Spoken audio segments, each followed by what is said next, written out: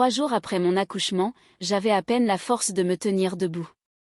Sans souffrir quand ma propre mère m'a regardé droit dans les yeux et m'a dit : fais tes valises. Toi et le bébé devez partir. Cette maison appartient à la famille, pas à toi. Je n'ai pas pleuré. Je ne me suis pas disputée. J'ai simplement monté mon nouveau-né à l'étage, j'ai passé un coup de téléphone et j'ai attendu. 24 heures plus tard, ces mêmes personnes qui riaient en me mettant dehors se tenaient dans mon salon, totalement sans voix, car elles venaient de découvrir un document qui changeait tout ce qu'elles pensaient posséder. Elles croyaient que j'étais sans défense. Elles n'avaient aucune idée que je me préparais à ce moment depuis des années. Avant de continuer, s'il vous plaît, prenez un moment pour vous abonner à la chaîne.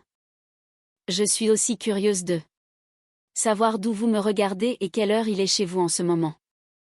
Dites-le moi dans les commentaires ci-dessous. Maintenant, revenons à l'histoire. Le jour où j'ai franchi le seuil de la maison de mes rêves avec mon nouveau-né dans les bras, je pensais commencer le chapitre le plus heureux de ma vie.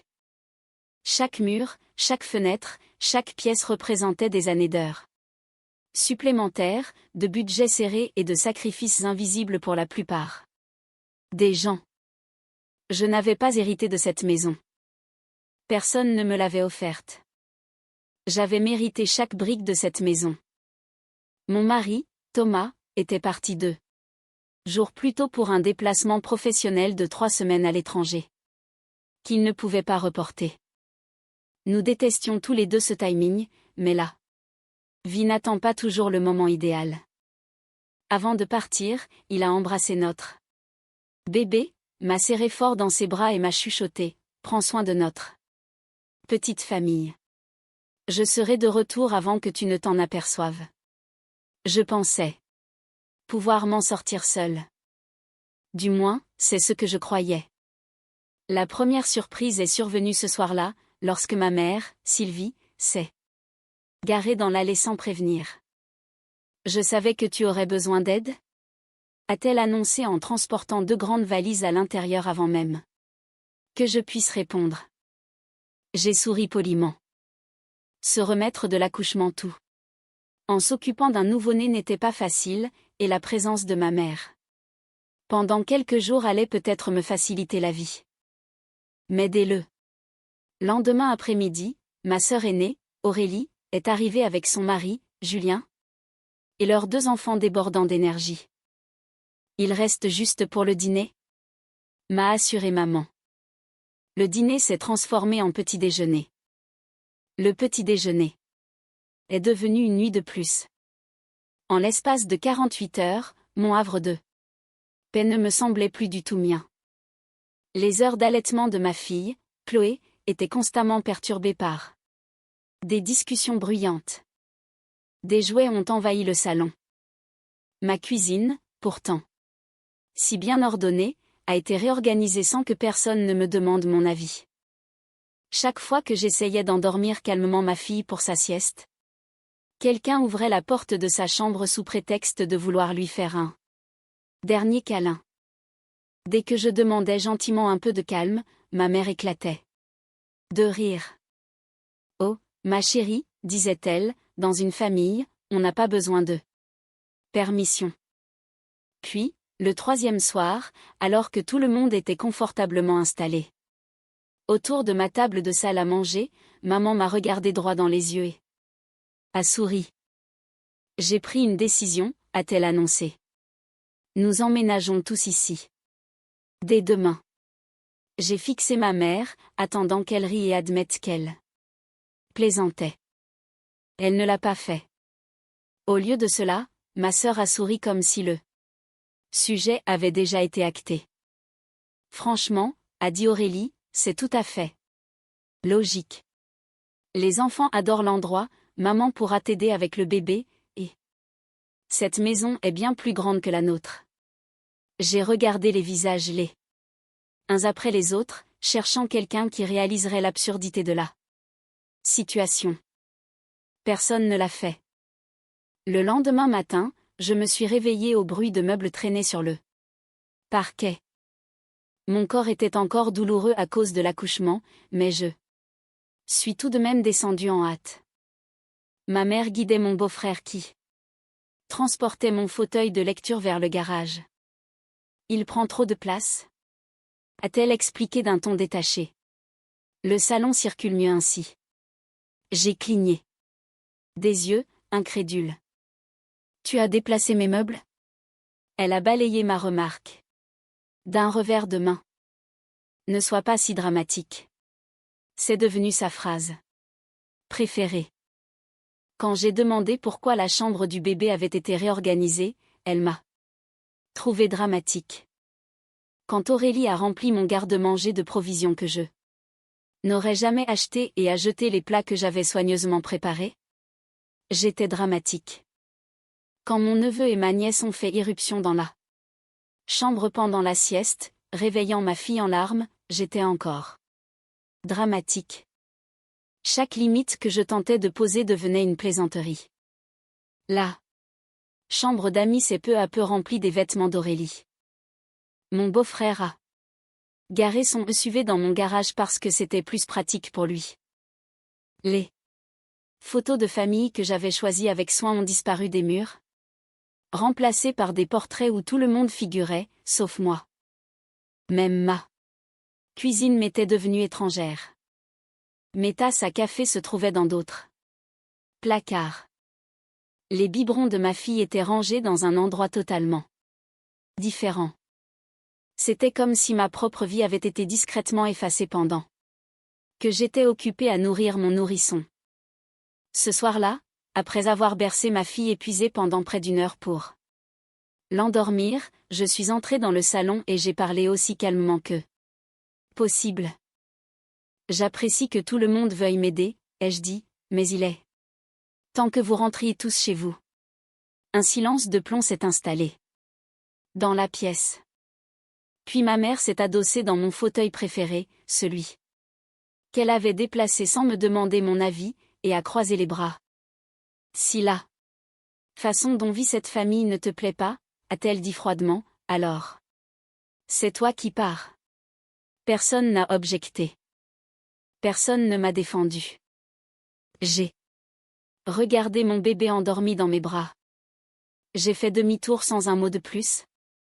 Je suis montée à l'étage en silence et j'ai verrouillé la porte de la chambre. Derrière nous. Dès que le loquet de la porte de la chambre s'est enclenché derrière moi, le vacarme du rez-de-chaussée s'est estompé en un murmure lointain. Pour la première fois depuis des jours, nous étions enfin seuls, ma fille et moi. Elle s'était enfin assoupie contre mon épaule, ses petits doigts serrés autour des miens comme pour me rappeler qu'elle dépendait entièrement de moi pour sa sécurité. J'ai embrassé son front et j'ai chuchoté, je te promets que personne ne nous enlèvera notre paix. Au lieu de pleurer, je l'ai allongée délicatement dans le berceau à côté de mon lit, puis j'ai ouvert le petit coffre-fort ignifugé caché dans mon placard. La plupart des gens y mettraient des bijoux. J'y gardais quelque chose de bien plus précieux, chaque document lié à cette maison, les garanties décennales, le compromis et l'acte authentique de vente, les relevés de mon prêt immobilier, le contrat d'assurance habitation, les abonnements d'eau et d'électricité, l'enregistrement du système d'alarme et, surtout, le titre de propriété. Sur chaque page figurait un seul et unique propriétaire, mon nom. Un souvenir m'est soudain revenu en mémoire. Le jour où j'avais signé l'acte de vente authentique chez le notaire, ce dernier m'avait souri avant de me tendre le dossier final. Les gens changent, m'avait-il dit, même la famille. Conservez bien tous ces documents ensemble et ne laissez jamais la culpabilité vous poussez à abandonner ce pourquoi vous avez travaillé si dur. Sur le moment, j'avais ri. Aujourd'hui, ces mots résonnaient moins comme un conseil que comme une préparation à l'épreuve. J'ai pris mon téléphone.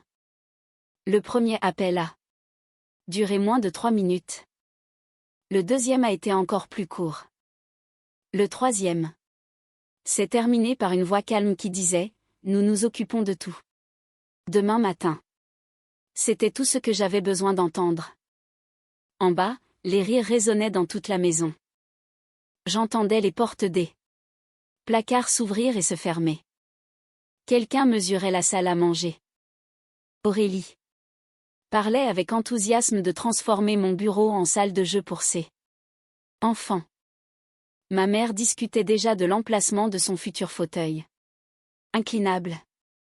Il n'était plus de passage. Dans leur esprit, ils s'étaient déjà approprié mon foyer. Aucun d'eux ne réalisait que chacune de leurs décisions dépendait d'une autorisation qui ne leur avait jamais été accordée. J'ai soigneusement remis chaque document dans le coffre-fort, puis je l'ai glissé dans mon sac de voyage à côté d'une pochette contenant des copies certifiées conformes. Pas de panique, pas de colère, pas de cris, juste de la préparation.